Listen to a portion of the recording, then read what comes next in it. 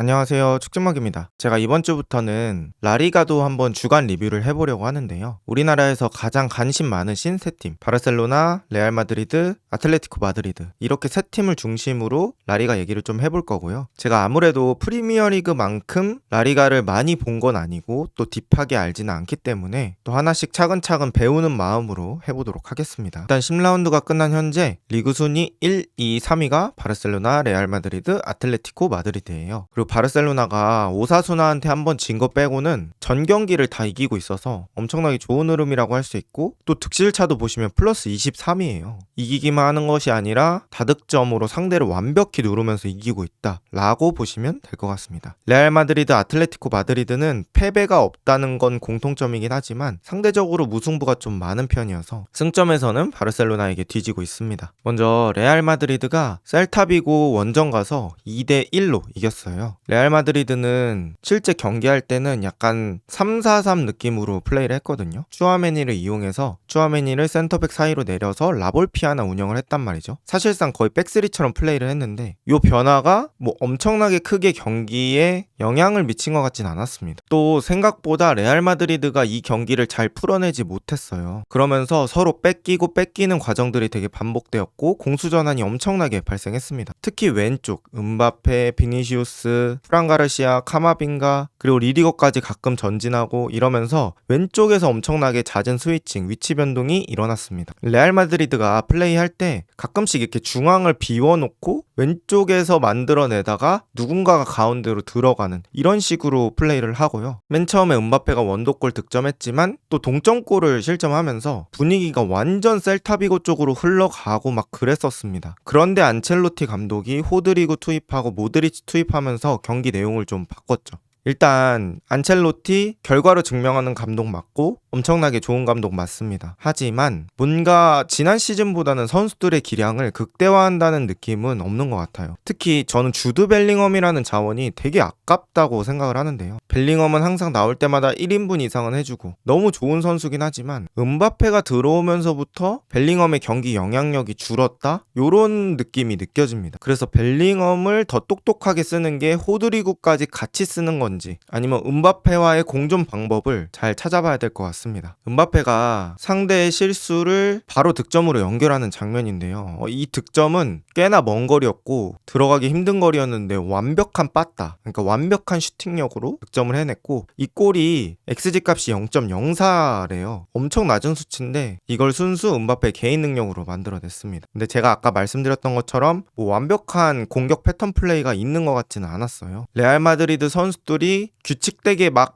만들어낸다기보다는 선수의 체급으로 상대방을 누르고 있는 느낌? 그런 느낌들이 들었습니다. 또 라볼피아나라는 거는 풀백이 되게 중요하잖아요. 미드필더 한 명 내려서 백스리 운영할 때 양쪽 윙백들이 공격적으로 올라가거나 프란가르시아나 바스케스가 사실 이렇다 할 공격 쪽에서 좋은 모습을 보여줬던 기억이 별로 없어서 이 추아메니를 내린 백스리 운영은 한번 다시 고민을 해봐야 되지 않을까라고 생각을 했습니다. 또 모드리치, 호드리구 이렇게 두 명이 투입돼서 비니시우스의 결승골을 도왔는데요. 음바페가 들어오면서 호드리구가 예전보다는 플레이 타임을 보장받지 못하고 있거든요. 근데 제가 생각했을 때는 의외로 레알 마드리드에서 계속 꾸준하고 좋은 활약을 보여주는 선수가 호드리구라고 생각을 하는데요. 이 음바페라는 슈퍼스타와의 공존을 어떻게 잘 맞출지 이 고민이 가장 클 것 같습니다. 또 쿠르투아 얘기를 안 할 수 없는데 쿠르투아가 전반전에도 거의 1대1 상황에서 스베드베리의 슛을 막았거든요. 쿠르투아가 레알의 승점을 지켜준 적이 되게 많아요. 그래서 레알 마드리드가 어떻게 보면 좋은 선수진을 바탕으로 승점을 얻어내고 있다 라고 볼 수 있겠고, 레알은 원래 경기력으로 승부하는 팀이 아니다 라고 말씀하시는 분들도 있겠지만 당연히 보는 축구팬 입장에서는 경기력도 좋으면 더 좋은 거니까 아무래도 경기력의 개선을 바라지 않을까 싶습니다. 그 다음은 바르셀로나입니다. 바르셀로나가 세비야 상대로 5대1로 아주 대승을 거뒀는데요. 포백에는 발데, 이니고, 쿠바르시, 쿤데, 그리고 그 위에 카사도와 페드리, 안스파티, 하피냐, 야말, 레반도프스키 요렇게 배치가 돼서 나왔어요. 근데 저는 바르셀로나가 되게 좋은 게 발데가 높이 올라갈 때는 쿤데가 센터백처럼 플레이하면서 백스리를 만들어주고, 또 쿤데가 오른쪽에서 야마를 도와줄 때는 발대가 조금 덜 올라가거든요. 그러면서 이 비대칭 3백을 되게 자유자재로 쓴다는 느낌을 받았습니다. 그리고 이 조절이 되게 유기적으로 잘 되고 있다라고 볼 수 있겠고요. 또 이 삼선의 패드리, 사실 패드리가 뭐 완벽한 삼선 선수는 아니잖아요. 어떻게 보면 공격형 미드필더 내지는 플레이메이커 스타일의 선수인데, 뭐 베르날의 부상도 있고 대용도 뛰지 못하다 보니까 페드리가 최근에는 3선의 위치에서 뛸 때가 꽤 많았는데, 이 3선의 페드리가 또 의외로 신선한 맛이 있습니다. 일단 페드리가 워낙 공격력 좋고 플레이메이킹 좋고 전환 패스 좋고 시야가 좋다 보니까 이 3선에서도 위협적인 패스가 되게 많이 나와요. 그리고 수비적인 부분들은 카사도가 옆에서 잘 채워주니까 현재 바르셀로나의 공격 축구에 위력적인 자원이다라고 볼 수 있겠고요. 또 이 센터백들의 빌드업 내지는 볼 배급이 정말 좋다고 느꼈는데요. 이니고 마르티네스, 쿠바르시 둘 다 앞으로 주는 전진 패스의 퀄리티가 되게 좋고요. 특히 이니고 마르티네즈가 뭐 바르셀로나에 올 때 엄청나게 주목을 받으면서 온 선수는 아니잖아요. 그럼에도 불구하고 이제는 자리 잘 잡아서 전진 패스나 앞쪽으로 툭 찍어주는 패스, 이런 것들이 너무 퀄리티가 좋습니다. 또 바르셀로나가 볼 뺏기고 나서는 위쪽 바로 그 자리에서 역압박을 바로 가면서 공을 뺏어내고 다시 소유권을 회복하는 이런 장면도 많았고요. 확실히 이 플릭 특유의 강한 프레싱이 바르셀로나의 패스 축구와 잘 섞여서 아주 좋은 시너지를 내고 있는 것 같습니다. 그리고 되게 바르셀로나 팬들로서는 뭉클한 장면이라고 해야 될까요? 이 페드리가 주장 완장을 차고 있다가 오랜만에 복귀한 가비한테 주장 완장을 채워주면서, 가비가 이제 되게 오랜만에 복귀를 했거든요. 가비가 335일 만에 복귀라고 합니다. 마지막 경기가 2023년 11월 20일. 이게 제 기억으로는 A매치 조지아전이거든요. 그러니까 심지어 바르셀로나 경기를 뛰다가 부상당한 것도 아니에요. 그런데 되게 오랜만에 돌아왔고 막 경기에서 박수를 되게 엄청 쳐주더라고요. 그래서 가비의 복귀는 또 바르셀로나에게 아주 큰 힘이 될 수 있다라고 볼 수 있겠고, 또 페르민 로페스도 2달 만에 복귀를 했습니다. 페르민 로페스도 올림픽에서 되게 잘하고 왔잖아요. 물론 균도안이라는 손실은 있었지만 카사도, 베르날 이런 선수들도 잘 발굴했고, 뭐 가비의, 페드리의, 또 더용도 돌아오면 역시나 강력한 중원을 보유할 수 있는 바르셀로나라고 생각합니다. 또 점수가 벌어진 시간대가 꽤나 이른 시간대여서 되게 많은 선수를 교체를 해줬어요. 그러면서 앞으로 펼쳐질 지옥의 2연전, 주중 챔스 경기 미넨과의 경기, 그리고 주말에 레알 마드리드와의 엘 클라시코의 경기를 확실히 대비할 수 있었던 경기가 아니었나 라고 생각이 듭니다. 확실히 엄청 좋은 분위기 속에서 엘 클라시코를 할 수 있게 됐던 바르셀로나죠. 그리고 이제 아틀레티코 마드리드인데요. 아틀레티코 마드리드는 전체적으로 조금 로테이션을 사용했던 것 같습니다. 아무래도 레가네스가 승격팀이기도 하고 상대적인 전력이 좀 많이 차이나다 보니까 주중에 있는 챔피언스 리그를 대비해서 어느 정도 로테이션을 돌렸거든요. 저는 그 중에 이 왼쪽 센터백으로 이번에 나왔던 하비 갈란이라는 선수가 되게 좋은 선수라고 느껴집니다. 제가 알기로는 하비 갈란이 뭐 시메오네 감독의 플랜 A 선수는 아니라고 알고 있는데, 마드리드 더비에서 뭐 결정적인 어시스트를 한다든지 왼발로 앞쪽으로 전개해주는 패스들이 꽤 좋아요. 그리고 스토퍼 자리에 있지만 앞쪽으로 되게 많이 올라오면서 리켈메보다도 더 높은 위치에서 플레이할 때 있더라고요. 그래서 이 하비 갈란이라는 자원이 치고 올라오는 게 되게 좋다고 생각합니다. 전반전에는 아틀레티코 마드리드가 왼쪽 위주로 공격을 많이 했고, 오히려 레가네스가 그걸 잘 수비해내면서 짜임새 있는 역습으로 전반전에 먼저 앞서갔거든요. 그러면서 전반전은 열심히 공격했지만 성과가 없는 전반전이 되었고, 후반에 이제 알바레즈, 줄리아노, 뭐 로드리고 데폴, 사무엘 리누, 히메네즈 이런 선수들을 투입하면서 분위기를 바꿔보려고 했고, 결국에는 진짜 오랜만에 세룰로트의 득점이 터지면서 3대1로 경기를 종료하게 되었습니다. 한 가지 아쉬웠던 건 바리오스하고 랑글레가 부상을 당했는데요. 랑글레는 자기 팀 선수한테 어떻게 보면 부상을 당했어요. 이제 비첼이 상대 공격수를 막다가 넘어졌는데 그 넘어진 게 랑글레를 타격하면서 랑글레가 불운의 부상을 당하게 됐습니다.